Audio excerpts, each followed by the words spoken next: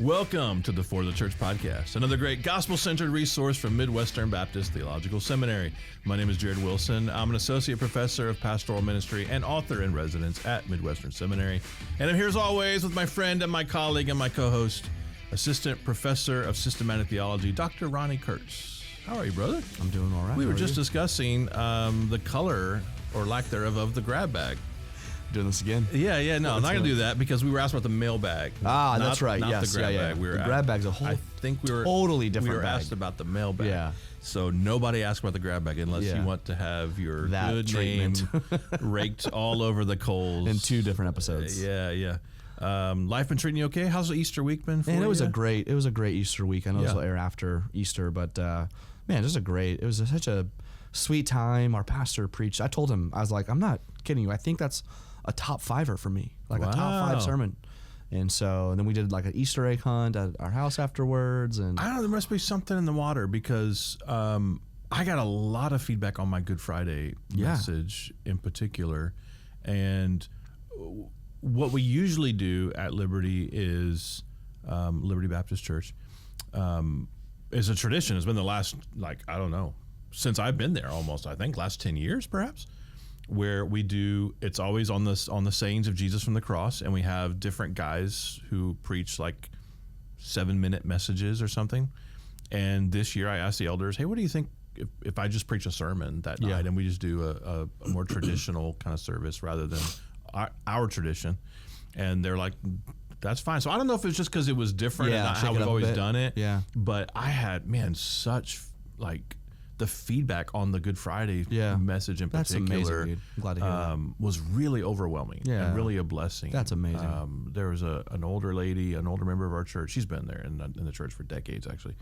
And she stopped me on the way in on Easter Sunday because I was greeting at the door, and she kind of took my hands, and she just said, that Good Friday sermon, it's just, you have such a way with like she couldn't get the words out. She was just like, well, you know what I mean. And I just was like, I guess I hope I do. It was just one of those things. Yeah. And then there's an older man in our church who he's been in the church for decades as well. He's 80 some. He always has a way of, it's a compliment, but he doesn't. If you read it literally, it's not a compliment. So he always comes up to me and he goes, Jared, you never surprise me. You're like, and I'm like, thanks.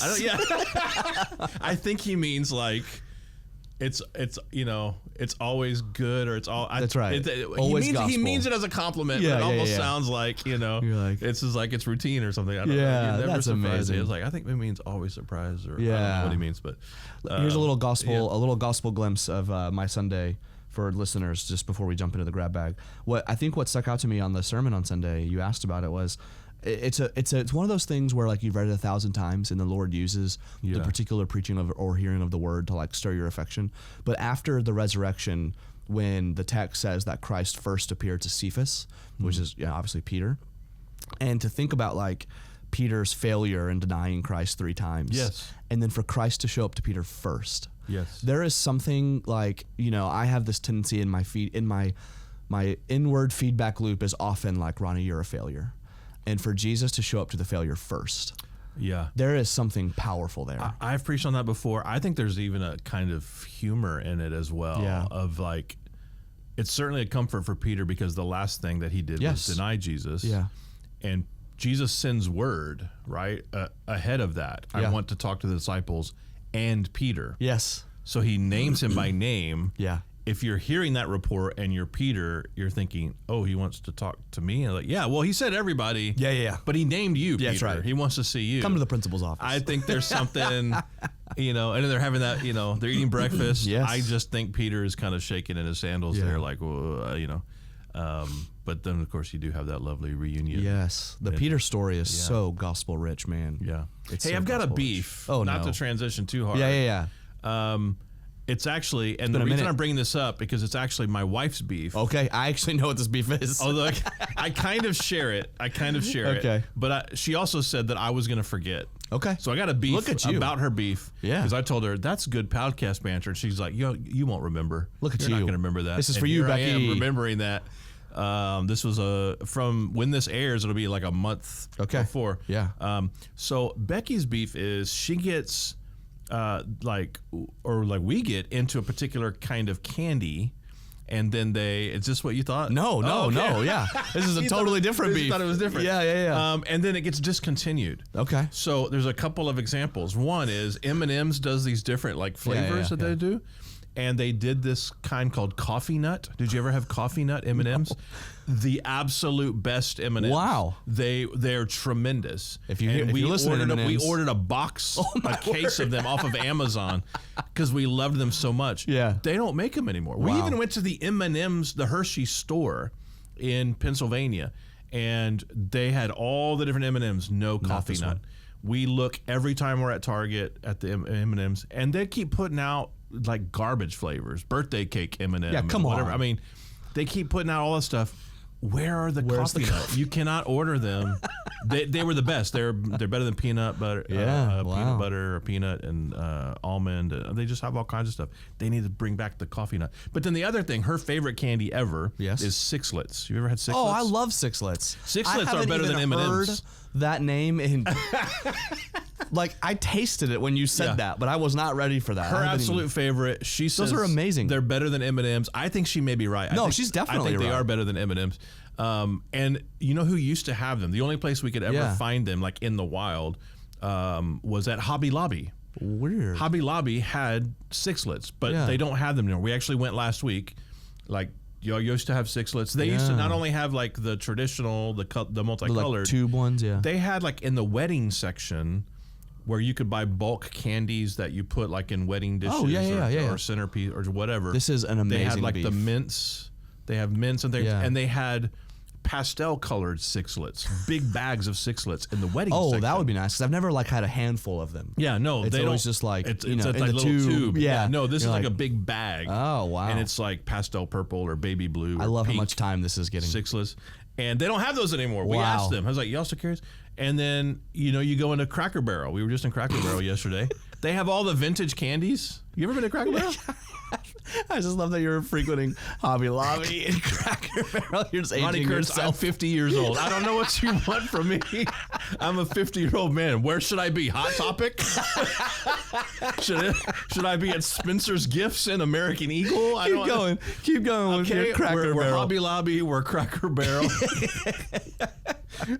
Anyway, we're at the Cracker Barrel, and they have all those vintage candies everywhere. As they do. And the only thing they don't have is Sixlets. Yeah. So it almost doesn't feel old. It almost doesn't feel old enough to be vintage yet. You know what I mean? It's right in that. They have everything. Wow. But they don't have Sixlets. It's the craziest thing in the world. What did you think her beef was? The outro music. Oh, that we don't have the outro music. For the podcast. That was explained to us. The reason that we don't have outro music because we switched to video. Because something about video. But we have intro music, so I still don't understand. Daniel's studying his Hebrew over there, so I'm just thankful that Becky is making it to the end of the episodes to even know. That there's Why can't we have outro music, Daniel? It's a cleaner end. He's like, don't bring me into the episode, dude. This is weird. He's doing his Hebrew vocab or something over there. Yeah. A cleaner end. I don't know. Yeah. If we can do it on the intro, why can't? Hey. Yeah. Anyway. Hey, it's a grab bag. Hey, yo. Speaking of bags of candy. Yeah. That's a good transition. That's not bad. Yeah. Okay. I'll grab a bag of candy with you. I think I'm getting worse with my transitions. We all have seasons. Okay. Maybe I'll rebound. It's a grab bag. A grab bag episode is where we each. I just said after my question, it's one of my biggest pet peeves with podcasts. Look at you. With people do ums and uhs, and I just did it. Wow. So if you're really paying attention, that was really grating on your ears, and I apologize. But on the grab bag episodes, we each come with 2 surprise questions for the other. Oh, I have 3. Oh no. Oh, you have 3? Yeah, we did 3 last time, dude. No, we didn't. We did? We did 3. I don't think we did. I'm pretty sure. I could not come up with 3, I don't think. I can't even count that high. Check if we actually did 3. All right, we'll see. Maybe there was an improvised question. There or something. Are surprise questions for each other. Yeah, and I think it's supposed to be 2. Okay, all right. Okay. In any event, I guess we should. if you've got 3, you should I'll start. Okay. And mine will be like in the be a question sandwich. Okay. Mine will be in kind of the layers of. Sounds good. Yeah. Okay. So what listeners should know, we don't know these. We don't know what the questions are. That's right. They are surprise. Yeah. I'll start off with a really easy one. Okay. You like how I look at the camera more now? You do. You look at the camera a lot. I don't. Yeah. I just start Jim Halpering more like. Okay. Okay. I'll start with the easy one. By the time this airs, preview day is already gone. We have a preview day coming up. It's kind of fun. I love preview day at Midwestern because campus is buzzing and all of that. But this preview day is a little unique because we're taking preview guests to a Royals game, which is pretty fun. Okay. But that'll already be passed. So if you're getting excited about that, don't. I hope we won. I don't care if we do. I'm a Cardinals fan. But okay. I was asked in preparing for this preview day a question that I want to give to you. All right. Which is list something that you love about living in Kansas City. Something that I love. What's something that you love about living in Kansas City? It like has to be specific to Kansas City, like the environment. I mean, what's something you love about KC? I mean, our church is here. That's the biggest number one thing. People's obvious, but what is something KC specific? KC specific. Putting you on the spot here. Yeah. I mean, it's a little odd for you because you do live kind of far out of town. Yeah, I live about 30 minutes north of town. Yeah. And so it has to be specific to Kansas City. It can't just be the it could area. be Smithville. Yeah, it could be wherever. I like the Midwest because I like the kind of I'm a back roads guy. Yeah. I like all the little towns, even like over into the Kansas side, and when you drive around, seeing like the little downtown-y areas. Yeah, it's like the historical kind of. There's something quaint, and there's one of those like every nostalgic. 15 minutes. Yeah, I mean, drive up to Weston. Yeah, like if you go to Weston, that downtown area, which isn't far from Kansas City, love that. I'm not a big fan of city.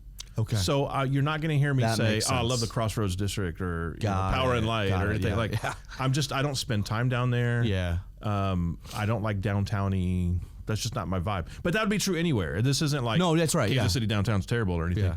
It's if I had to pick one, I guess Kansas City would be fine. That's fine enough. Yeah. It's a fine enough place to live. It's just not 40 my minutes deal. away from. I like rural. I like small town. You're close to a lake. Yeah, I am. But it is nice that you can have that here. Like you could get downtown. Oh yeah, and you could be at the lake or get to the seminary in a reasonable amount of time. We're not ages away. I'll take that. That's a good answer. Yeah, that's good. I thought you were asking me about baseball or something. No. I mean, I would love to, but no, just can't say. It's a weird transition. It's a good open question. I'll go to a baseball game. No, it was preview day. What do you like about Kansas City? Yeah. Okay. All right. The transition there was preview day. Like, I guess someone asked me, like, what do you love about Kansas City? And I was like, I would love to hear what I should probably says. come up with a better answer in case somebody asked me that at a preview day. Yeah. I'm like, Kansas City, that's all right. Yeah. And since we're on the topic, come to our next preview day, whenever that is. Whenever that is. They'll put it on the screen on the bottom. Hit like and subscribe, and they'll. Did you see me look at the camera on that? Info on preview I even day. got I a little toy gun. Oh, brother. Okay, here's my question for you. If you could become an expert in something instantly, what would it be? Wow. This one's actually not hard for me. Oh, okay. Yeah. All right. But I would pick one of two things. Okay. And they're actually somewhat related. It would probably be piano. Whoa. Okay. All right. Go ahead. And if not, it would be languages, like something like Latin or something like that. Interesting. Yeah. Piano would probably be my answer though, because what piano does for you is it opens up every other instrument. And because if I was an expert in piano, that would include like reading sheet music and, musical theory, etc. And I love music, but it almost feels like the way God designed me is like a joke, in the sense of like he made me love art, but I have no ability. He made me love music, but I have no ability. So I have like these deep passions for art and for music and for creativity, and I don't find myself to be all that skilled in any of them. And so writing is the closest thing I got. And so Dickens once said, he described a character, and he was describing it as a negative. I use it as a self-description in the positive, that he described a character as a person who always has symphony and sonnets in their head. Oh, and I feel that. I resonate with that a lot. Like I'm always thinking about creativity in some way. It's kind of always just spinning in my head, and yet I don't have enough outlets for it. So I think piano would be. Have you ever taken piano lessons? For like 45 minutes. It was like I was in my PhD. It was a bad timing. I just did the wrong time. I'm the same way. Like I don't play any instruments. I played guitar for like 15 minutes when I was, in college, and that was because every youth pastor had to know 3 chords. And, because if you know 3 chords, you can play like a million worship songs. So that's what I basically learned. But I wasn't disciplined enough at it. It didn't come naturally. I really wanted it to. I think I have a pretty good voice, and I like music a lot. Yeah. And I make no effort at whatsoever. We have a piano in our home. Yeah. I never sit down. I don't know if I've ever sat down at that piano. But that was the first thing that I thought of. Let's too. go. And I thought, if I could be an expert instantly, what would I want to do? I think it'd be amazing to just suddenly know how to play the piano and be good at it. Yeah. Yeah. Man, maybe we should just do that. We should get piano lessons together. Come on. We should get somebody. We'll go in 50-50. Yeah. I don't know if they'll no clue if they'll do that, but we can take turns, one of us observing. We'll do an FTC update episode. If anyone out there wants to give us piano lessons at 2 for 1 or 2 for free, I don't know. Just let us know. We would love that. Yeah. All right, that's good. That's great. That was a great question. Okay. All right, here's my second question. We hit on this a little bit on a previous episode on deconstruction, but this is kind of a similar theme to the last one in terms of I'm looking for some optimism here. But I have been in the last couple of months thinking a little bit uniquely about Gen Z and Gen Alpha, of just what does it look like to love them well and to help their generation not make mistakes. We're different generations. You're Gen X, I'm millennial. But there are a couple of things the last few months that I have kind of become a Gen Z defender, where it's I think maybe the millennials had this too, where it was everything bad is the millennials' fault. Oh, you think that because you're a millennial. Okay, whatever, dude. Spend all your money on avocado toast. Yeah, that's right. I'm I actually don't even enjoy avocado. So, but I felt this a little bit with Gen Z. The conversation, the blame is getting shifted to them a little more. Of oh, that's Gen Z for you. I'm no, don't talk bad about them. They've got good stuff going on in their generation. So here's my question: what is one thing that makes you optimistic about Gen Z? Whether it's spirituality or cultural, whatever. And you have Gen Z children. Yes. Right? Yeah. I think the generational blame goes both ways. Yeah. I think you're right. We need to stop blaming the younger generation on every bad yes, you're right or whatever. Here. Yes. But they also, boomer. Yeah, that's exactly right. Yeah, you're totally right. You handed us a, bill of goods, et cetera. I think there's just plenty of repenting to go around. Wait, what's a Gen X again? Just kidding. Well, we kind of lay low. Oh, I know you do. We kind of stay in that middle gap. We were latchkey kids. We're used to being on our own. You're the platonic idea of a Gen X. You know what? Nobody blames Gen X for anything. Hey, we gave you Nirvana, okay? You should be grateful that you got Pearl Jam from us, okay? No, what am I optimistic about? It seems to me, and we kind of talked about this on the deconstruction episode a little bit. It seems that there was a resurgent interest in spirituality, a resurgent interest. Which it doesn't always go Christianity's way, but there just seems to be a willingness to, an open-mindedness about spiritual truth claims, and not discounting right off the bat something that sounds spiritual or sounds, to rational minds illogical or unreasonable. That's a good point. You kind of mentioned this in the deconstruction episode as well, but when you're having apologetic conversations with folks, you're less likely today. It's not impossible, but it's less likely to hear kind of you're stupid to believe that, right? Kind of thing. Yeah. And that was certainly true. The apologetic, conversations I was having in high school with guys who were just, who were atheists was always about the science of the thing and the rationality of the thing, and can we. Do you really believe all this came from some magic fairy in the sky and everything? Yeah. Well, no, not a magic fairy, but God, yes. Yeah, but Yahweh. Yeah, exactly. So I think being able to move on from that there is an ability to think maybe there is a wondrous world out there. Mm-hmm. There is more to this life. Yeah, and there's just something really exciting about that. There does seem to be a willingness to accept that there's an enchantedness. Enchantment, yes. There's an openness to enchantment. Yeah. Now that can go sideways. Obviously, you walk into Barnes & Noble and the witchcraft occult section gets bigger every time it feels like. Yeah. So, I think there's evangelistic opportunity there. Without a doubt. Where we can have, in some ways, I think, more open-minded and that's in some ways more fun, enjoyable conversation. I'd much rather have those conversations than how do we date a fossil? Yeah, Just to be totally honest, you know. And I think there's a trickle down effect too, because I think there's also a conservatism that a healthy conservatism that is sort of also kind of a reaction to the previous generations.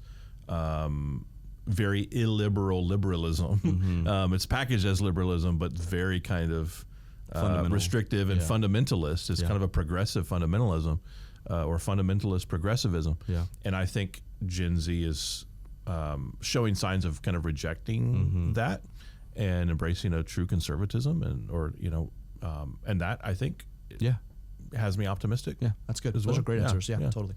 All right, you're up. Okay. What's the biggest fear that you've overcome? Oh, gosh. I went from light to serious. What's the biggest fear that you've overcome? I'm glad that this is on the spot being recorded. Well, you can do second if there's something that you don't want to share. No. It's just like, well, gosh, this is like deeply personal. I'm trying to figure out what it would be. I would say I haven't beaten it totally, but I really do think it is largely dead. Is the applause of man. I think I really, really needed it 10 years ago. And I think I would never have said this, but I think I was crafting image. I was shaping the way I talked for a particular audience. And there was a lot of like, you are the brand happening in the back of my head. Even if the brand was like, that's stupid and there's no brand, and like, okay, well, you've kind of made that the brand, and like, the anti-brand brand, kind of thing of like, just kind of thinking about what am I, who am I? That was way more loud in my head 10 years ago than it is right now. And there was just a fear of, I think if I had to name the fear, it was the fear of being obsolete. Just like the fear of being unknown and like not understood. That's largely kind of dead. It's still in there a little bit, but it's dormant. Having kids was a massive antidote to it, because like, I'm not a brand. I'm Finley's dad. Yeah. Cohen's dad. And there was a lot of that. Even like with what I'm writing now, I'm no longer thinking about book projects of like, what will get this particular audience's attention for a minute. It's just like, what stirs my soul, and what do I want to leave my children? And there's a lot more like rooted stability over the last, 5 to 7 years than there was 10 years ago. And so I think the fear of being unknown, becoming obsolete, is dying the death it needed to die in my life. Yeah. So, yeah. Is that a fair answer? Yeah. Okay. I think mine's the same as yours. Yeah. I was thinking about this as well, and I've not totally overcome it. Yeah, same. There are times where, when I walked in a few weeks ago to the trustees meeting where I'm going to be interviewed in terms of this, election to faculty thing, I'm suddenly like, why am I so nervous? Yes, like, why I really want there's a sense of approval. Yep. The good news, I think, is just, the older you get, I mean, if I'm wanting to be really spiritual, it's the longer you walk with Christ, the more, at home you are with Him, the more your security is in Him, the more your union with Him, dictates your sense of identity and et cetera. But there's also something to just getting older and caring less what people think. Yeah. When you have that without, intimacy with Christ, you just become a curmudgeon. Shameless. And just rude to people and obnoxious. But there is something, I think, to a sanctified version of. Yeah, that's right. Yeah. I mean, I'm 50 years old. I go to Cracker Barrel. I don't care what you think. I don't care what you think. I don't care what you think of that. It's not cool. I don't care. No, that's great. Spicy catfish is good. And I will have lunch at 10:30 and dinner at 4. Now, I am in those. I am down with those. I have had 2 words kind of take over my self-evaluative imagination. Those 2 words are wise and stable. Like those are the 2 words. If I get to pick 2 that like, if I could have any words describe me, besides like Christ-like, that's obviously number 1. But those are the 2 words I'd want. So it's just not wise or stable to care what the audience thinks. Yeah. And so because I've really focused the last 6 Leave or us a 7 good review years on Apple Podcasts. yeah, while you're here, please affirm me. There's a quote from the wise Michael Scott, who once said something like, I don't have to be praised. Yeah. I don't need to be praised. I just must be praised. It's not like my need to be affirmed. But anyways, I butchered that quote, but it's something like that. But anyways, being wise and stable has taken over like the number one desire, more than applause. So there you go. Good.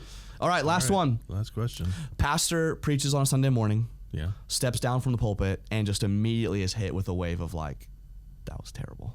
Huh. But more than like performance, more of like, that was bad because I'm a bad pastor, or like I didn't care enough this week. I didn't give enough this week.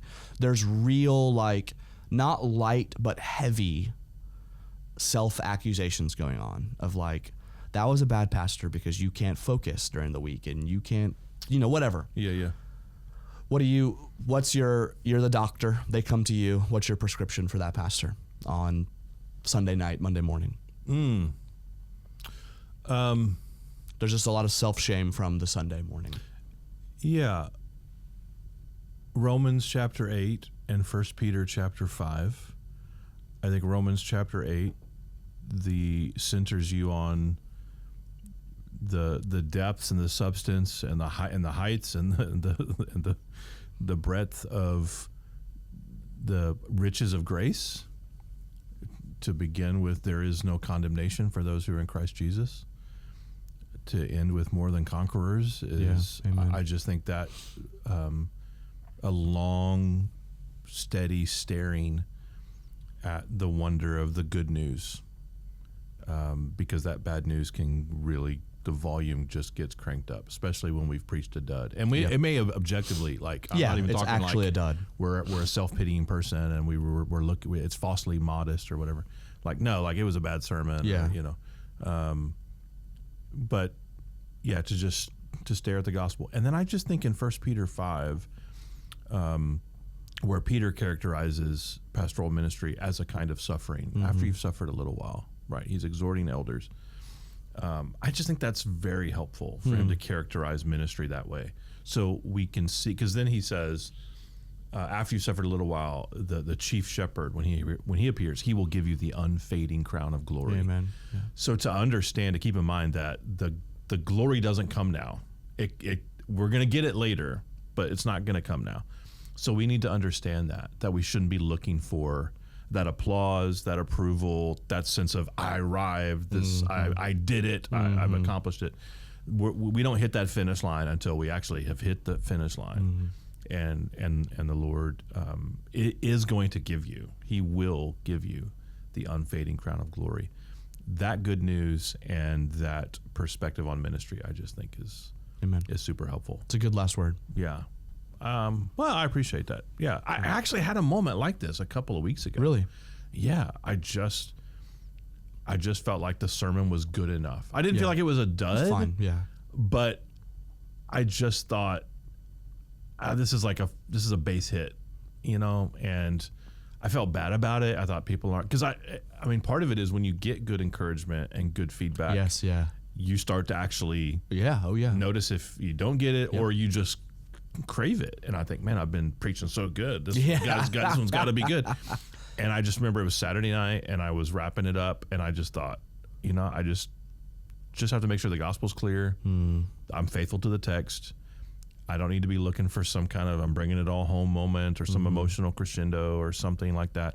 I preached a sermon about a month or so ago, and the room was weeping at the end. And I was pleased with the Lord for doing that and for using the message that way. People were really responsive and they felt really helped by it and moved by it. And I think, or at least I hope, moved to love Jesus more, not just to think that I'm a good emotional preacher or something. And I think that moment, I've just kind of had that kind of haunting me as well of like, they're never going to be as good as that. That's right. That's all downhill from here. Right. It's the best you're ever going to get right there, man. Yeah. And having this experience a week ago, I just had to kind of set on my mind, like, it's one more week. That's right. Most people don't remember what they had for dinner a week ago. That's right. But it fed them in that moment. It nourished them. So that's what I'm going to do. And it helped me coming into Easter Sunday as well. I mean, this podcast episode is coming out several weeks after Easter, but we're recording it literally just a few days after Easter. And I went into that going, okay, it's Easter Sunday. I don't have to put the pressure on myself of this being a home run. I just got to be faithful to the text. I got to preach the gospel. And that's all. And I got to put all the pressure on God and not on myself. Amen. I just think we should do that more often. That's right. Absolutely. Absolutely. If you enjoy the podcast, dear listener, please give us a good review on Apple Podcasts, Spotify, YouTube, wherever you listen to or watch your favorite podcasts. If you've got a question for the mailbag, please send it to mailbag@ftc.co. That's mailbag@ftc.co. And until next time, may Jesus be big in your church.